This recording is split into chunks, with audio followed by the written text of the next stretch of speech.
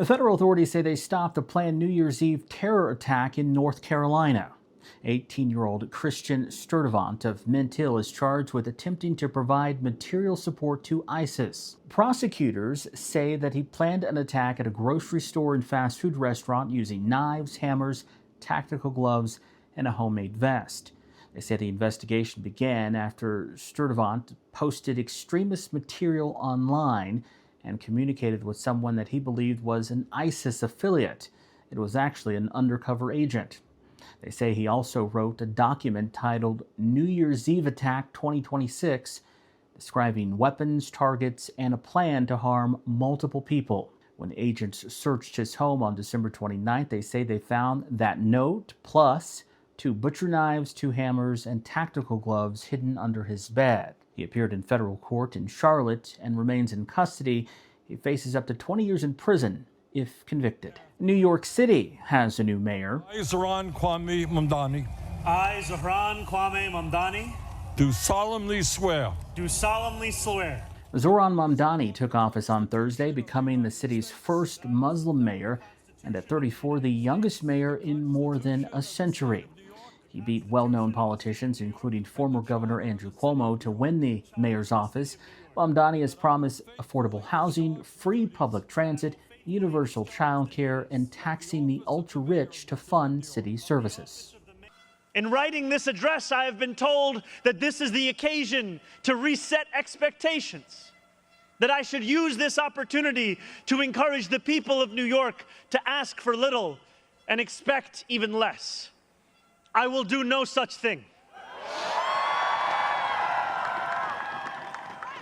The only expectation I seek to reset is that of small expectations. Beginning today, we will govern expansively and audaciously. We may not always succeed, but never will we be accused of lacking the courage to try. Now, just to be clear, these are campaign promises, not policies yet. Whether any of this happens will, of course, depend on funding, state approval, and a city council he doesn't fully control. Mamdani describes himself as a democratic socialist, and that term scares a lot of people, and for good reason. It means very different things to different audiences, so let's unpack it a bit. At its core, democratic socialism is about using democratic institutions like legislatures to expand public services and worker protections while still operating within a market-based economy. Businesses still exist, private property still exists. It's different from state-run economies where the government controls most industries. Now, here in the U.S., we already have programs that share some socialist principles: Social Security, Medicare, Medicaid, public schools, as well as roads, police and fire departments, and the minimum wage. These programs coexist with private enterprise, showing how public services can operate within a market system. Now, many democratic socialists, including Mamdani, say that capitalism has increased inequality. Last summer, CNN's Aaron Burnett asked him if he liked capitalism. He responded bluntly with no. NBC's Kristen Welker asked whether billionaires have a right to exist.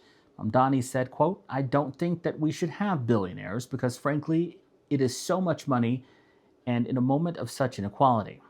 And ultimately, what we need more of is equality across our city and across our state and across our country." Not everyone agrees. Critics of democratic socialism worry about cost, government overreach, and unintended consequences. Expanding public services like housing, healthcare, or transit requires higher taxes, which opponents fear could slow economic growth or reduce incentives for private enterprise.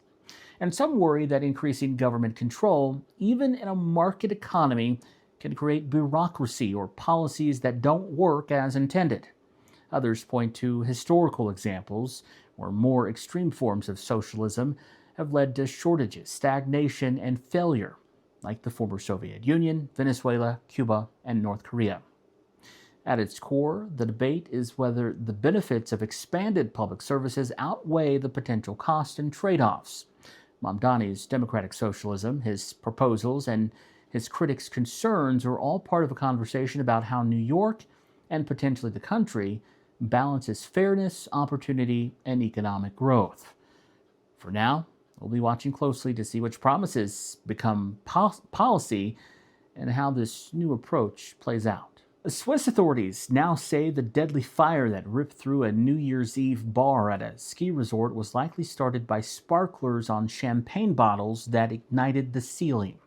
The fire killed about 40 people and injured more than 100 as the crowd tried to escape. Officials are still working to identify victims. They say they will also be looking into safety measures that were in place at that resort. A local prosecutor said charges could be filed if any criminal liability is found. Tesla has lost its title as the world's top electric vehicle maker. The company delivered 1.6 million vehicles in 2025, down from nearly 1.8 million in 2024. China's BYD took the top spot, selling more than 2.2 million vehicles. Sales were hit not just by the end of U.S. tax credits, but also by rising competition from other EV makers and a general slowdown in demand. All right, that'll do it for me on this Friday, January 2nd. Hope your New Year's is off to a great start. I'll be covering more news next week and plan to take a deeper dive into the Epstein files as well as January 6th with the 5-year anniversary of that coming up. If there's something that you want me to cover or explain a little bit more in depth, leave a comment down below. Thanks so much for watching. Have a great weekend.